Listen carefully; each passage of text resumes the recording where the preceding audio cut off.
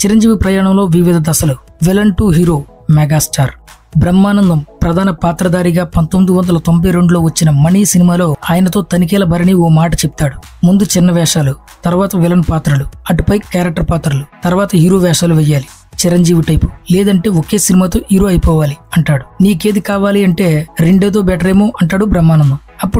ఇప్పుడైనా హీరో కావాలంటే చాలా హార్డిల్స్ దాటాలి. కాస్త కష్టపడితే హీరో కావడం ఇప్పుడు తేలిక.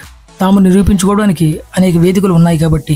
నాడు అలా కాదు, ఎంతో ప్రయత్నం, దర్శక నిర్మాతలను ఒప్పించాలి, కష్టపడాలి, ఓపిక ఉండాలి.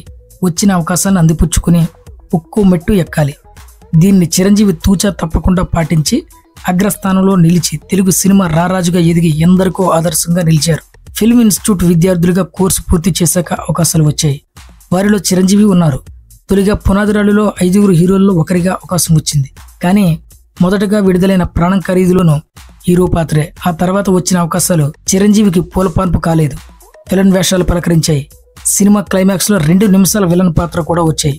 కొన్ని సినిమాల్లో అతిథి పాత్రలు, అలాగే హీరోయిన్ ను ఏడిపించే పాత్రలు. ఇలా వచ్చిన అవకాశాన్ని సద్వినియోగం చేసుకున్నారు మెగాస్టార్. ఓ దశలో హీరో కృష్ణ సినిమాలో చిన్న పాత్రకు అడిగితే హీరో వేషాలు వేస్తున్నానండి అని చిరంజీవి గారు చెప్పగా, అప్పుడే హీరో అంటున్నా చెయ్యవయ్యా, పెద్ద హీరో అక్కడ అన్నవాళ్లకు ఎదురు చెప్పలేక చేశానని చిరంజీవి స్వయంగా చెప్పుకొచ్చారు. ఓ సందర్భంలో కృష్ణంరాజు సైతం చిరంజీవి మంచి విలన్ అవుతాడని మురళీమోహన్తో అన్నారు. నాడు అటువంటి పాత్రలో చిరంజీవిని క్రూరమైన విలన్ గానే చూపారు.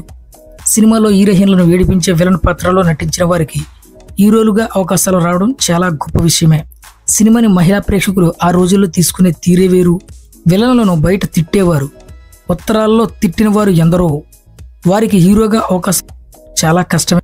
కానీ చిరంజీవి ఉదికిపోయి తనలోని నటనా సామర్థ్యాన్ని అక్కడితోనే టాలెంట్ చూపించారు.